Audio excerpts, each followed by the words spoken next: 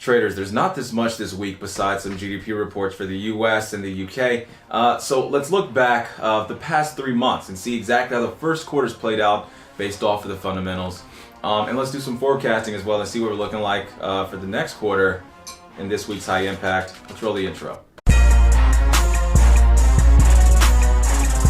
Guys, what's going on? Welcome back to another High Impact. It's your boy Cleveland. Hope you guys' week is stacking up so far, so good. It's Monday morning here. US session has not popped off yet, but we have seen some declines in the dollar, okay? So we had a webinar last night and we mentioned that we might see a little bit of a sell here for the USD just based off the fact that we could run down to the 89s on the dollar index. All right, here's a screenshot real quick so you guys can see that. I don't think we'll break the low, okay? Not this week anyway, depending on that GDP, okay? Depending on that GDP, I want to talk about some of the interest rate, some of the interest rate ideas that, have brought markets to where they are, okay? And inflation in general and how that is affecting these markets has put markets in a pretty interesting predicament that's never happened before. So we're gonna have to keep an eye out on what's going on. Okay, so guys, look, tomorrow we'll be dropping some more high impact videos, maybe a trader tip or two. So make sure you guys are subscribed, and if this content helps you at all, even the slightest bit, like the video for your boy, I appreciate it. Okay, so what's interesting is the dollar has slid, okay, for the past 5 quarters. Okay, that's a long time. It's a year and 3 months. Okay, so that's a pretty massive amount of dollar slide. And why is that happening? Okay, I mean, one thing you can say, okay, the White House, right, outside of the political unrest, okay, that definitely has attributed to some, for market participants not wanting to get too involved in the dollar.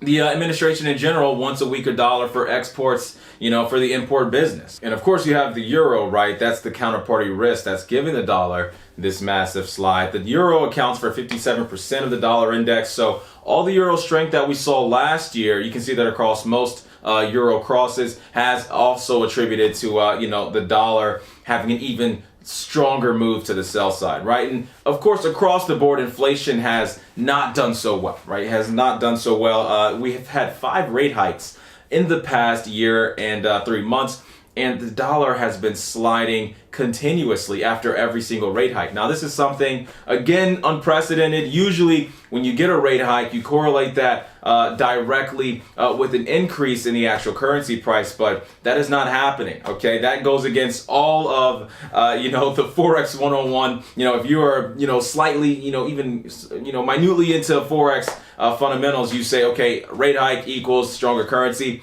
Not over here, okay? Not over here. You could see last year with the USD CAD, Canada, 3 rate hikes, way more heightening than expected, and you saw the CAD drop 1,400 pips. Okay, now subsequently after that, many market participants have thought that they raised too fast, and that's why you now see the CAD, from those lows over 1,000 pips higher from those lows, meaning a weakening on the CAD side. But nevertheless, the rate hike attributed to a massive amount of buying for the Canadian dollar. Okay, but not over here for the USD. Okay, so that puts us in a very interesting position with GDP coming up over the next few days or so.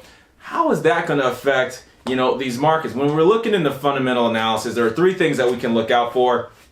Growth, you have inflation, and then you have unemployment and employment. Now, there are a couple other factors that I like to keep an eye on, which is trade, okay, and commodity, which is aka commodity prices, and government political unrest, things of that sort, right? So when you look at those 4 factors there, maybe I'll throw them all up on the bottom, and if I think of anything else, I'll throw it up there as well. Those are the 4 factors I really keep an eye on to kind of give myself an idea, how the fundamentals are going to play into the actual buying of the currency, okay? And so if you look across the board, when it comes to political unrest, weakening for the US dollar, that makes a lot of sense. When it comes to inflation, we've seen a weakening of we've seen no sign of inflation here in the USD. Again, more weakening of the US dollar. I'm not going to say no sign. We've seen a slight uptick, but we're not meeting expectations as of yet. 2 weeks ago, CPI came out, met expectations. PPI came out a little bit above expectations, but we still have not seen CPI beat expectations or really kill off and do better than what the market participants think it's going to do. And right now the expectations are low. Okay, so that's not saying much. Growth, massive part of the economy. Retail sales, 66% of all of GDP comes from consumer buying. We saw retail sales slump last week. How is that going to have its implications on GDP? right? So if GDP comes out in the red, it won't be a surprise because of retail sales not doing so well. So, but that also makes you, rationalize, okay, well, if we're not seeing growth in the economy, but the Fed are still raising rates, that's really weird, okay? That's going to put the market in an even stranger position, and that's what we're seeing happen, at least so far this week. Now, should we look into the retail sales number and kind of, throw that across the board over all retail sales data? I don't think we should. Here are the past few retail sales numbers, and February, we actually hit off with a negative retail sales number. January negative as well. December, we did have a positive retail sales number, but if you look back over to November, we actually had another negative retail sales number. So I'm not going to say there's some type of correlation here with bad retail sales, but I will say that the economy in terms of consumer confidence is high. We do have a consumer confidence report coming out, and that is giving us more buying with when it comes to the equity side. But we're not seeing that confidence come over into the pockets and seeing consumers spend that money. Okay, so confidence is one thing. Are you actually going out there buying assets, buying houses, getting more cell phones for your business? I mean, they look at everything when it comes to retail sales. If you're not seeing that, then, that's the real data that you want to look for, right? So infrastructure wise, when it comes to where this dollar is, we're at the lows, right? So we do have more selling that could potentially happen. If I throw up this fib here, this is a fib that we've been looking at now for quite some time. Right now, we can see this market run down to the 61% fib, which does bring us in line with some previous structure back in 2014, 2013. So if we see markets slide to that point, then of course you're going to see euro blow past $1.25. You're going to see this NZD USD, a trade that we've been looking for this week. We had a call last night. NZD was up 0.3. We ended up pushing up this morning to 0.75. You'll see this NZDU back at all-time highs, blowing past this most recent consolidated high. You'll see these markets all over the place, right? USD CAD is something that we've also been keeping an eye on. Obviously, with the dollar continuing to slide, maybe we can see US CAD again even lower. Also, US CAD, we are seeing less production happening on the OPEC side. I'll talk about oil tomorrow. That's something I wanted to push out there. We don't cover oil too much, and oil is a major part of Canada, so it's about time we start showing the Canadians some love a bit.